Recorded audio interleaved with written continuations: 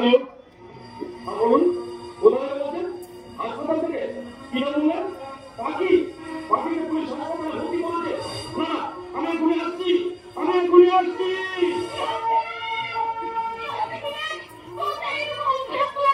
আমি কি বুঝতে পারছি না, শুধু একটু শোনান। পাখিকে অসুস্থ অবস্থায় পুলিশ হাসপাতালে ভর্তি করেছে, কারণ শুধু হাসপাতালে বেড়েছে আমার নাম করছে। আপনারা কথা বলুন, আমি হাসপাতালে চলবো। এই বিশাল বাড়ি বাড়ির বাইরে দেখলাম তিনটে কাটা সেটাও নিশ্চয়ই তোমার বন্ধুরা তাই এত সম্পত্তি নিয়ে তুমি কেমন আছো? আমার স্বামী সম্পত্তি নিয়ে আপনি কথা বলছেন কেন?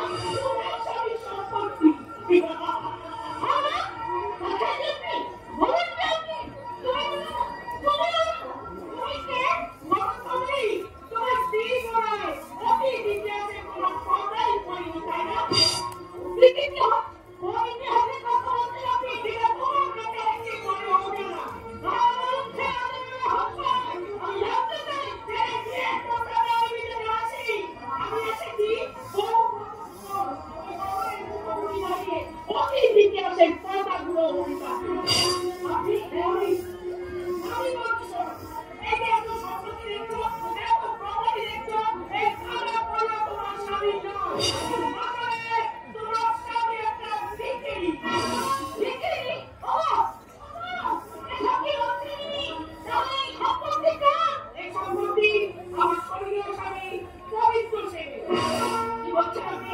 ঠিকই বলছে।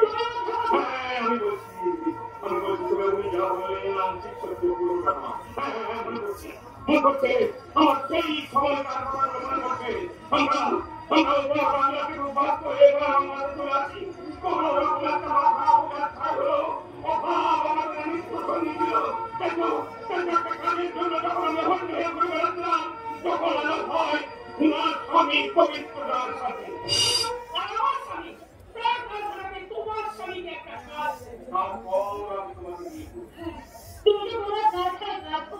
সেটা আমি জানতাম। এরপরে কোনো ঘটনাই তুমি জানো না। বিস্তারিত অদ্ভুত খেলা দেখো। ঘটনা ঘটতে তুমি আর আমি একসঙ্গেই অন্তঃসত্ত্বা হই এবং একই হসপিটালে ভর্তি হই।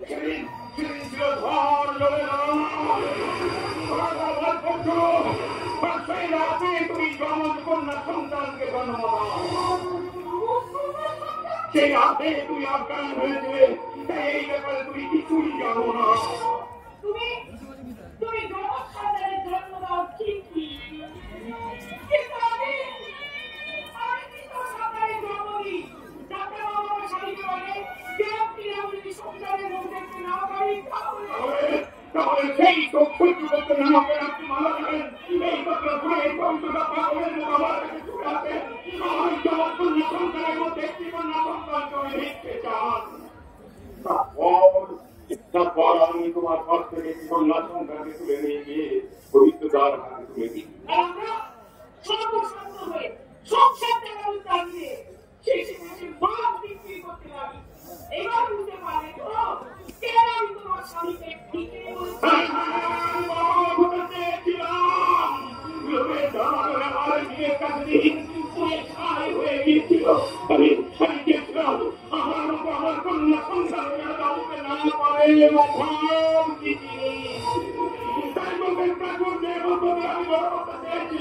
তাই করেছি।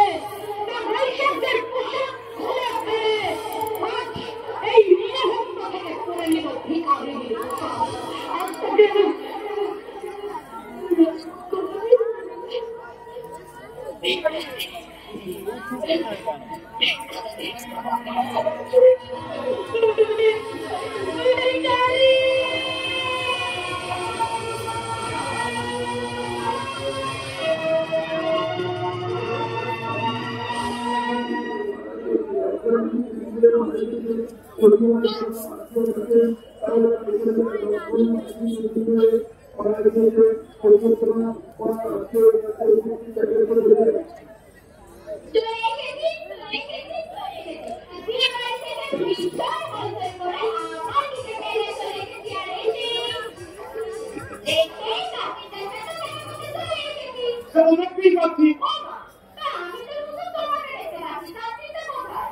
হয়ে গেল আজ প্রথম কাজ সেই কাজের দফা রফা হয়ে গেল পুরো এসে যদি তোকে দেখতে পাও তাহলে তোর সঙ্গেই মনে যাবে সব কাজের চাপ আমাকে সামলাতে হবে আমি আমার ডেলিভারি ওই কথা বলছি ভালো থেকে মন থেকে একটা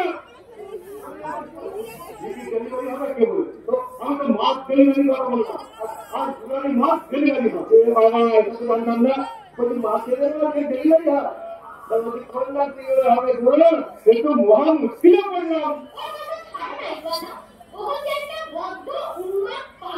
সে শুধু আমি কেন এই দেশের 90% মানুষ বদ্ধ উন্মাদ থাকবো